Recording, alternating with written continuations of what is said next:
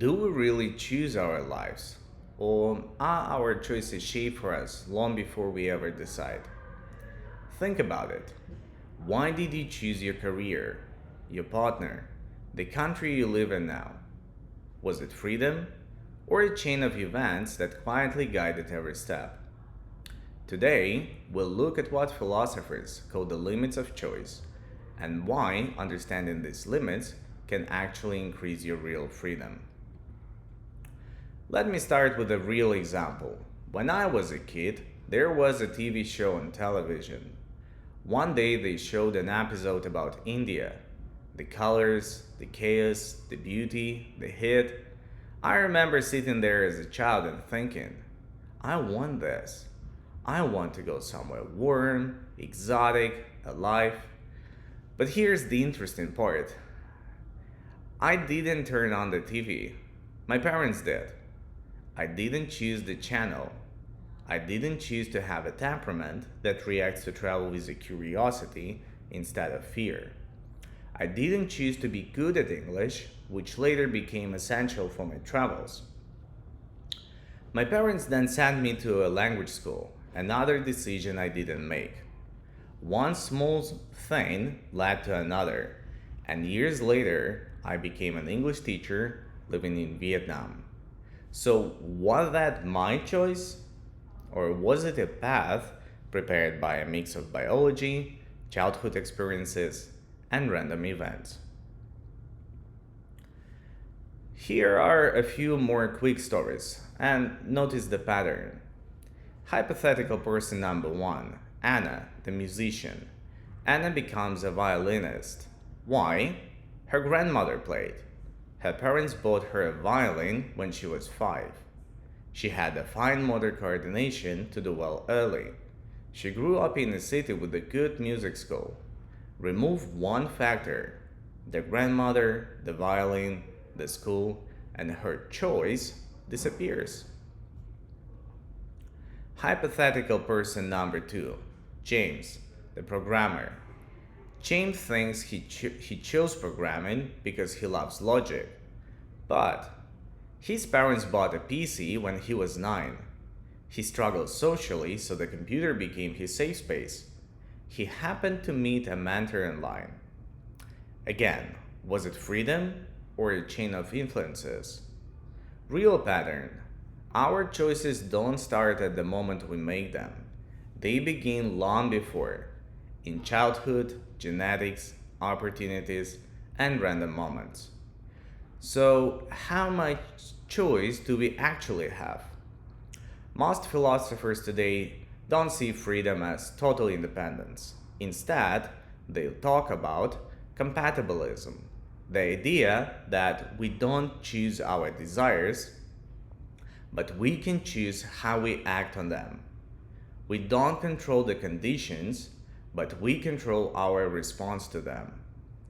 You don't choose the menu life gives you, but you do choose what to order from that menu. So let's talk about the limits on our choices. The first category is physical and external limits. You can't fly without an airplane. You can't order sushi in a restaurant that only serves burgers. And you can't choose to buy a house if you don't have the money. Secondly, biological limits. Our temperament, attention level, talents, even risk tolerance all have genetic components. Some people see a video about India and feel fear. Others feel excitement. It's not a choice, it's predisposition. 3. Psychological limits. Upbringing, trauma, early experiences, habits, these shape our preferences long before we become aware of them. 4. Neurological limits. Neuroscience shows that the brain often makes decisions milliseconds before we consciously decide. Our consciousness is sometimes more of a storyteller explaining what was already set in motion. So, yes, freedom is real, but it's freedom inside a frame. So, if everything is influenced, then what's left for us? Actually, the most important part. First, freedom of response. Viktor Frankl survived a concentration camp. He wrote that even in the worst circumstances, a person can choose their attitude, their meaning, their inner stance. 2. Freedom of interpretation. Two people lose a job. One says, I'm a failure. The other says, maybe this is my chance to start over. Same event, different choice. 3. Freedom of habit design. You may not choose your impulses, but you can choose systems that guide your behavior. Turn off notifications, create routines, choose who you spend time with. These method choices shape your life far more than isolated decisions. 4. Freedom of values.